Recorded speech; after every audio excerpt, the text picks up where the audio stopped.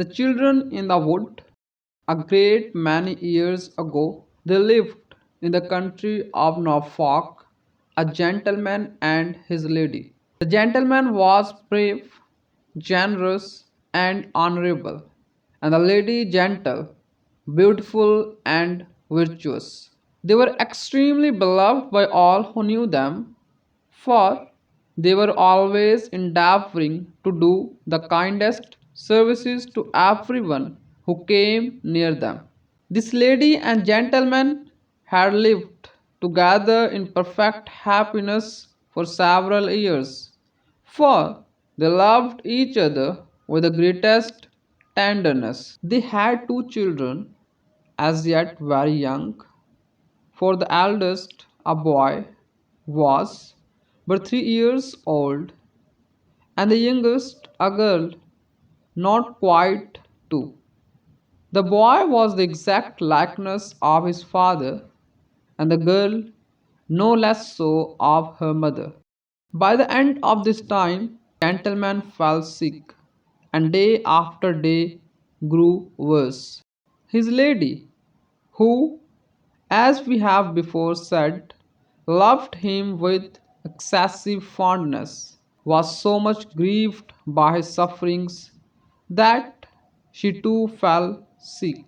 No help that was afforded them was of the least use, for their disorder daily increased, and they were sensible they should soon be snatched away from their two innocent little babies. This they bore as patiently as so hard a trial would admit of.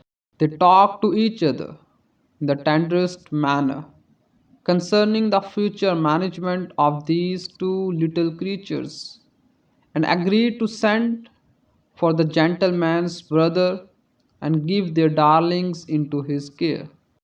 The gentleman's brother, as soon as he heard the news, made what speed he could to the beside where these virtuous and unhappy parents lay. Ah, brother, said the dying man, you see how small a time I can expect to live. Yet neither death nor pain can pierce my heart with half such anguish as that I feel at the thought of what these dear babies will do without a parent's care. Brother, brother, continued he, stretching out his hand as well as he could and pointing to the children, they will have none but you to be kind to them, none but you to see them clothed and fed, and to teach them to be good and happy. Dear, dear brother, said the dying lady, you must be father, mother, and uncle too to these dear innocent lambs. First, let little William be taught to read, and then he should be told how good his father was. And little Jane, oh brother, it wrings my heart to talk of her. Think of the gentle usage she will need, and take her fondly on your knee. Brother, and she and William too will pay your care with love. How does it grieve my heart to see you, my dearest relatives, in this mournful condition, replied the uncle. But be comforted. There may yet be hope of your well doing. But should we have the misfortune to lose you, I will be all you can desire for your darling children. In me they shall find father, mother, and uncle. William shall learn to read, and much shall he be told how good his father was. Jane shall be used with all her sex's gentleness, and kindly shall be fondled on the knee. But, dear brother, you have said nothing of the wealth you must leave behind. I am sure You know my heart too well to think that I could talk of this for any other reason than your dear children's good. I pray you, dear brother, not to grieve me with such a thought. For how could you, who will be their father, mother, and uncle too, once think of wronging them? Here, here, brother, is my will. You will see how I have provided for my babies. The gentleman, a few moments after pronouncing these words, pressed his stone cold lips to those of the children. The lady did the same, and a short time after, they both died. The uncle shed a few tears at this melancholy sight and then proceeded straight to open the will, in which he found that to William was bequeathed the sum of £300 a year when he should come of age, to little Jane the sum of £500 in gold to be paid her on her marriage day.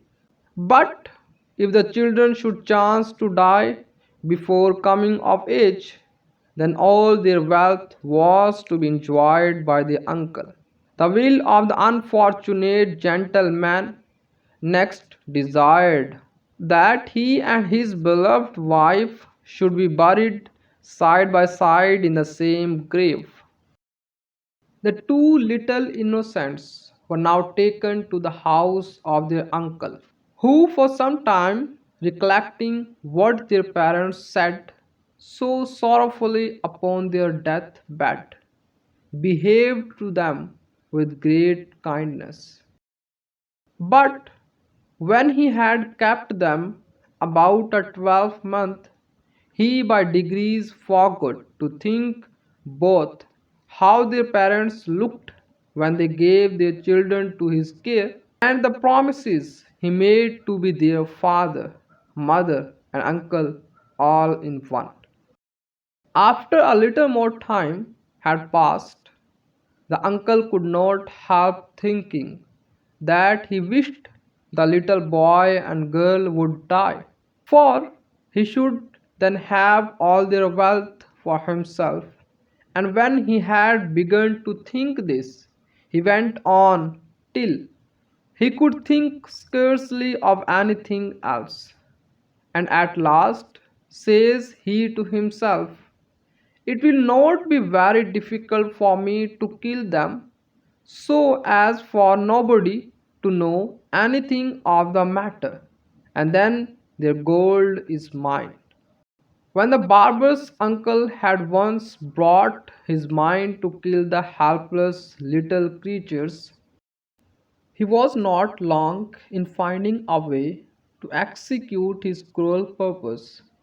He hired two sturdy ruffians who had already killed many travelers in a dark, thick wood at some distance, and then robbed them of their money. These two wicked creatures agreed for a large reward to do the blackest deed that ever yet was heard of, and the uncle began to prepare everything accordingly. He told an artful story to his wife of what good it would be to put the children forward in their learning, how he had a relation in London who would take the greatest care of them. He then said to the innocent children, should you not like, my pretty ones, to see the famous town of London, where you, William, can buy a fine wooden horse to ride upon all day long, and a whip to make him gallop, and a fine sword to wear by your side, and you, Jane, shall have pretty frocks and pretty dolls, and pretty pincushions, and a nice gilded coach shall be got to take you there. Oh, yes, I will go, uncle, said William. Oh, yes, I will go, "Uncle," said Jane, and the uncle, with a heart of stone, soon got them ready for the journey. The unsuspecting little creatures for a few days after put into a fine coach, and with them the two inhuman butchers who were soon to end their joyful prattle and turn their smiles to tears. One of them served as coachman, and the other sat between little William and little Jane. When they had reached the entrance to the dark, thick wood, the two ruffians took them out of the coach, telling them they might now walk a little way and gather flowers. And while the children were skipping about like lambs, the ruffians turned their backs to them and began to consult about what they had to do. "In good truth," says the one who had been sitting all the way between the children, "now I have seen their cherub faces, and heard their pretty speech. I have no heart to do the bloody deed. Let us fling away the ugly knife, and send the children back to their uncle." "That will not I," says the other. "What boots their pretty speech to us, and who will pay us for being so chicken hearted?" "Think of your own infants," answered the first. "Think how much money I shall get for them if I do not turn coward," answered the other. At last the two ruffians fell into so great a passion about butchering the innocent little creatures that he who wished to spare their lives suddenly opened the great knife he had brought to kill them, and stabbed the other to the heart, so that he fell down dead. The one who had killed him was now greatly at a loss what to do with the children, for he wanted to get away as fast as he could for fear of being found in the wood. He was not, however, long in determining that he must leave them in the wood to the chance of some traveller passing by. "Look ye, my pretty ones," said he, "you must each take hold and come along with me." The poor children took each a hand and went on, the tears bursting from their eyes and their little limbs trembling with fear. Thus did he lead them for about 2 miles further on in the wood, and then told them to wait there till he could come back from the next town, where he would go and get them some food. William took his sister Jane by the hand, and they wandered fearfully up and down the wood. "Will the strange man come with some cakes, Billy?" says little Jane. "Presently, dear Jane," says William, and soon again. "I wish I had some cakes, Billy," said she. They then strained their little eyes to every part of the wood, and it would have melted a heart of stone to see how sorrowful they looked, and how they listened to every sound of wind in the trees.